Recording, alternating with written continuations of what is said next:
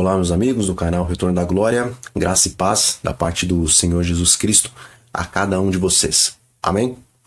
Bom, meus irmãos, ainda que hoje em dia a maioria esteja aposentando os inários dentro da igreja, mas diferente desses meus irmãos, eu gosto muito dos hinos do inário e principalmente daqueles hinos que falam a respeito da volta do Senhor Jesus.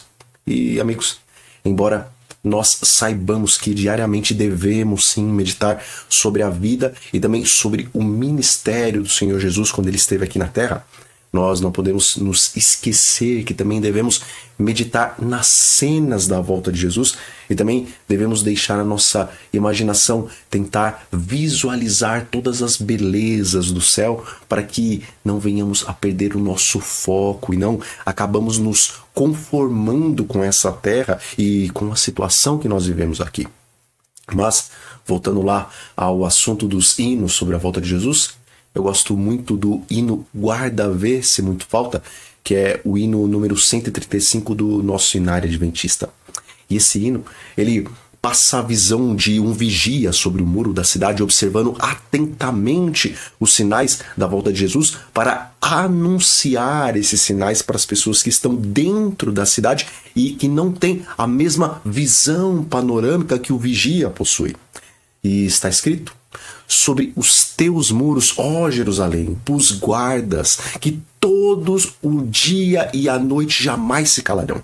Vós, os que fareis lembrar do Senhor, não descanseis, nem deis a ele descanso, até que restabeleça Jerusalém e a ponha por objeto de louvor na terra. Isaías 62, versículos 6 e 7. Veja, embora esses versículos estão em um contexto diferente dos nossos dias, sem dúvida, nós também podemos usar eles para esse momento da história da igreja, que também pode ser ilustrada como se fosse Jerusalém. E, irmãos, nos tempos antigos, os vigias da cidade estavam constantemente alertas, tanto de dia como de noite, para que ao menor sinal de batalha, eles então pudessem dar o sonido certo na trombeta para que o povo lá dentro da cidade e também os exércitos se preparassem para uma iminente batalha. E caso o vigia desse um toque errado na trombeta, isso poderia ser então uma catástrofe, porque cada situação, ou para cada situação, havia um som diferente que a trombeta deveria fazer, e se por acaso o vigia desse o toque de alguma festividade em vez do toque da batalha, tanto o povo como os exércitos poderiam sofrer grandes baixas por não terem se preparado a tempo pelo fato do toque correto não ter sido dado.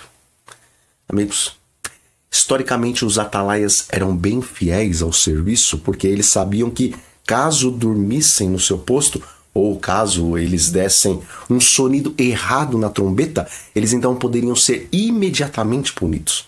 Mas, muitas vezes, no campo espiritual, pelo fato dos atalaias não serem punidos imediatamente, eles acabam dormindo no seu posto e também constantemente estão dando um sonido errado na trombeta, e por causa disso, o povo que deveria ser advertido pelos atalaias espirituais, ou seja, por aqueles que estão na liderança da igreja e também aqueles que constantemente sobem ao púlpito para pregarem, e por causa deles, o povo está correndo grande risco de ser pego despreparado para a grande batalha. E na verdade, muitos que estão dentro da cidade serão pegos despreparados pelo fato de que muitos atalaias estão dando sonido de festa quando deveriam dar o sonido de guerra.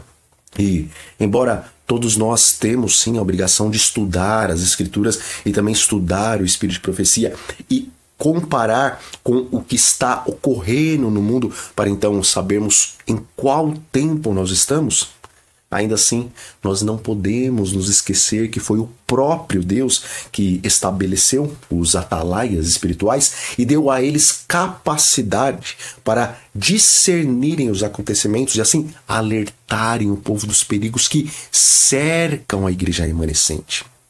E, por falar em sonido certo na trombeta, o Espírito de Profecia nos diz o seguinte num determinado texto: Quem entre os nossos professores está alerta e como mordomo fiel da graça de Deus dando à trombeta um sonido certo? Quem está proclamando a mensagem do terceiro anjo, chamando o mundo a preparar-se para o grande dia de Deus? A mensagem que apresentamos tem o selo do Deus vivo. Esse texto está lá em Testemunhos Seletos, volume 2, na página 432. E, meus amigos, mal pararam hoje de falar dos rumores do conflito entre China e Taiwan e já começaram a falar a respeito de um possível conflito entre Rússia e Ucrânia. E em ambos rumores de guerra não estavam envolvidos somente esses 4 países, mas vários outros países se levantaram para defender um ou outro lado e gerando assim uma tensão terrível a nível mundial. E também nós temos visto a cada ano, e de uma maneira toda especial no final de 2021 e agora no começo de 2022, várias catástrofes naturais. E nessa semana mesmo, nós tivemos uma terrível tempestade lá em Petrópolis, no Rio de Janeiro, que as cenas postadas nas redes sociais se assemelham a um tsunami, meus irmãos. E até o momento que eu estava fazendo esse vídeo, já foram registradas 90 mortes e 35 desaparecimentos nessa região.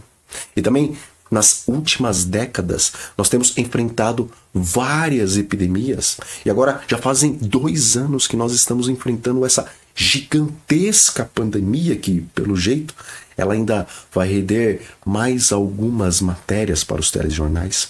E, juntamente com essa crise na saúde, nós também temos visto como os líderes estão trabalhando para suprimir a liberdade dos cidadãos a nível mundial. E, irmãos, também vimos o papado se levantando cada vez mais alto e opinando em questões as quais estão levando o mundo para uma nova ordem de coisas. E além de todos esses sinais externos, nós vemos também os sinais internos.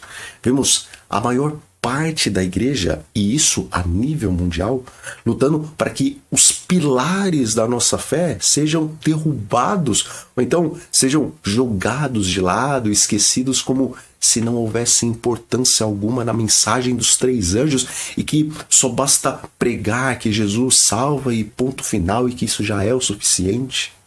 Amigos, como um atalaia, eu tenho que dizer que a batalha não está longe, mas sim está muito próxima. E muitos de nós estamos completamente despreparados para esse último conflito.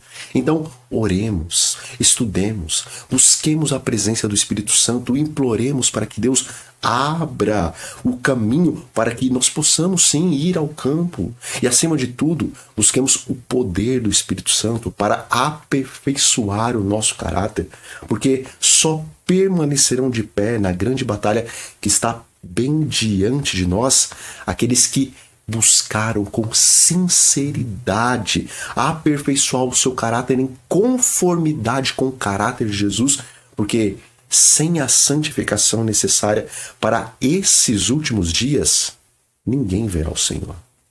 E eu quero também aproveitar para fazer uma indicação de um livro para vocês que, no meu ponto de vista, é quase que uma leitura indispensável para esses nossos dias. O nome do livro é Preparação para a Crise Final, do autor Fernando Chaves. E caso alguns de vocês já leram esse livro, releiam, meus amigos, porque ele explana muito bem o que a Bíblia e o que o Espírito de Profecia dizem sobre o que nós vamos enfrentar e como devemos estar espiritualmente preparados para suportarmos e também vencermos as provas que estão bem diante de nós. Então, meus irmãos, nós vamos ficando por aqui e que o Espírito Santo de Deus esteja trabalhando no coração de cada um de nós e nos preparando para esse grande e também último conflito entre a verdade e a mentira. Então, um grande abraço a todos vocês e até a próxima.